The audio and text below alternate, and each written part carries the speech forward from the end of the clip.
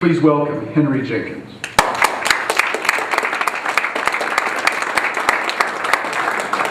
Delighted to be here this morning.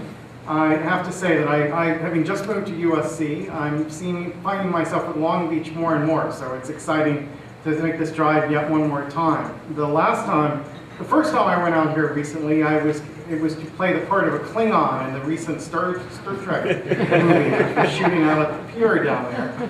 The second time was to speak at the 5D conference, and this is the third time. So I guess I'm moving from the stars closer to the ground each time, but I'm loving the chance to really see your community from very different perspectives.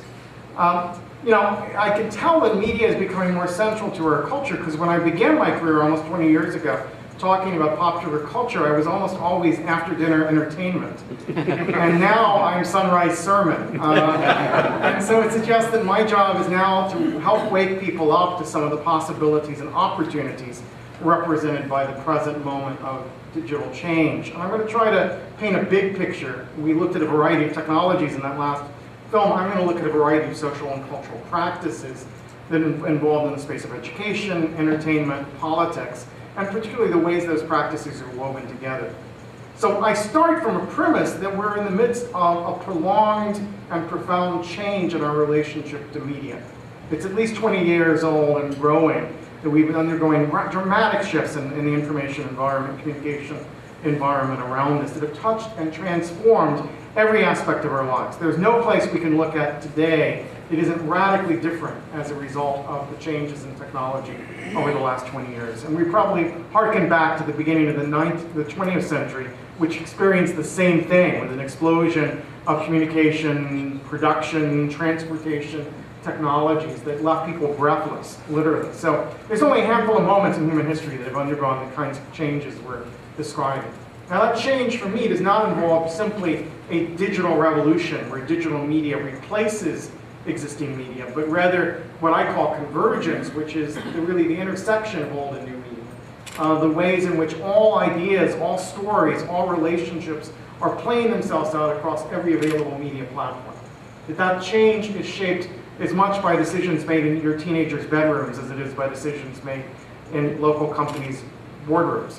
That it's a decision, it's shaped by the kind of desire to maximize touch points by consumers and the desire of consumers to have the media they want, where they want it, when they want it, how they want it, and their willingness to take it there illegally if it's not available to them legally in those forms, right? That's a transformative moment we're at.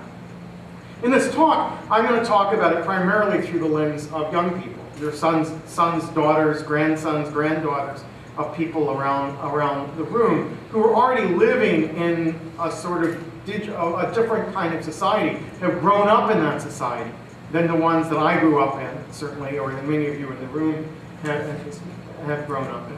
So I'm going to begin with the story of Peter, which is a typical story of our time. Peter is a young man. He's living with his aunt and uncle, if we can go to the next slide. And they live up in New York State, opposite coast from us. Go to the next slide. Peter is very invested in the technology. He says that he's a master of webs. He creates alternative personalities to who he acts on the world, sort of typical adolescent identity play. Go to the next slide. He uses social network sites like MySpace to connect with his friends, including some at a local academy for kids with special abilities that he's very connected to. He takes photographs and initially put them up on Flickr, but his photographs have begun to get the attention of the local newspaper, and his pictures are starting to be published regularly by the local newspaper. Next slide, please. He's deeply concerned with the life of his community, and this is a site, Hero Reports, where people post good deeds done up in New York, and he's able to share those experiences with other people. But he's got a deep dedication to changing the world around him. And next slide. His girlfriend, MJ, is a drama queen. She appears in local productions. And MJ and Peter get in touch with each other through technologies like Twitter. Right? So his uncle says that he has power that no other generation of young people has had, thanks to his involvement with digital technologies. And with great power comes great responsibility. So some of you, it's fun to tell the story and watch the gradual recognition around the room that, of course, I'm talking about Peter Parker.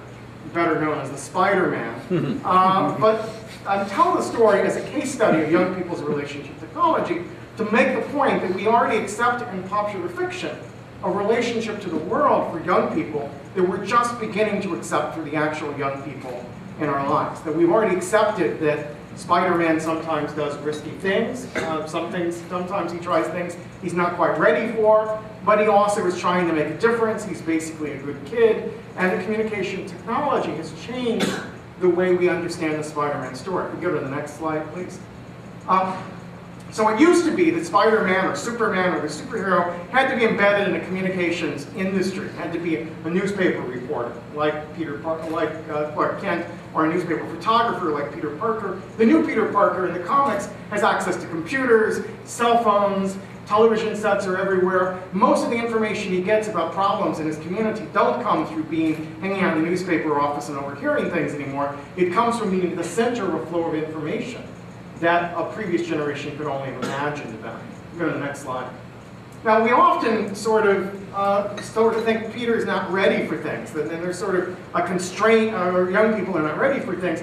It's a good thing, but one of the defining traits of this new digital culture is young people are able to contribute based on their ability, not based on their age. That they're communities where adults and young people work together toward common interests. And it's a good thing, because Thor, you don't look down on Peter as immature in the comics, because Thor is, what, 400, 500 years old? So by his standards, we're all immature and premature to be doing anything on a moral level. But I think that we sort of want to drill on the notion that the digital world changes the power dynamics between young people and adults in ways that puts both great power and great responsibility on the back of young people as they move into today's world. Go to the next slide.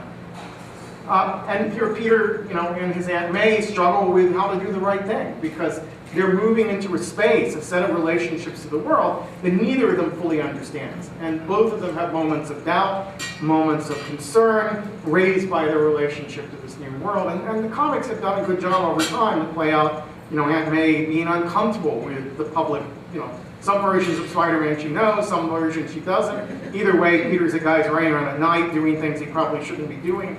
And his poor aunt has to deal with the consequences of his conduct. All right, go to the next slide.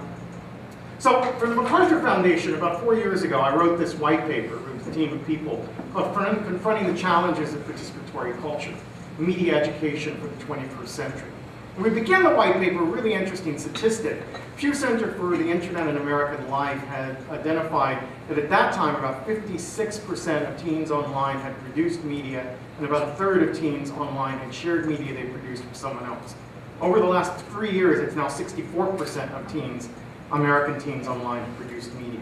I mean, that's a total shift from what it would have been, how we related to media as mostly consumers the time I was growing up. Now, young people are media makers. The young people in Long Beach, young people in New York, young people everywhere across the United States are involved in producing and distributing media. Not necessarily on an industrial level, but on a grassroots level. And it's how do we think about preparing that generation for the world they're moving into is at the root what I'm trying to get us to think about this morning. Go to the next slide. So these are some of what we tried to do in the white paper was identify some core skills that we thought young people needed to acquire in order to become full participants in this. And these are not technical skills, nor, these are social skills, cultural competencies. I'm not going to go into all of them here. The white paper's on the web if you want to read it in more detail, but they're illustrative of a shift in the ways we process information, we engage with communities, we deal with each other in this new media landscape.